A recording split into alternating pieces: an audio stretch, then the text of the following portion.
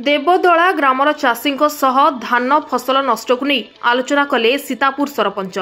गजपति जिला काशीनगर ब्लॉक रो के सीतापुर पंचायत अंतर्गत देवदला ग्रामर चाषी आज गोटाए बेले धान फसल नष्ट को नहीं आलोचना करिसेंती के सीतापुर सरपंच। आज सरपंच देवदला ग्राम को जाई ग्रामवासी और ग्रामर चाषी भाई मानक सह मिसी चाषी मानकर फसल नष्ट विषय रे आलोचना करथिले। गत दिन में अदिनिया वर्षा जोगु बहु धान फसल वर्षा पानी रे भिजी नष्ट हो जाइछि, जाहाकु नै चाषी चिंतार रहिछन्ति।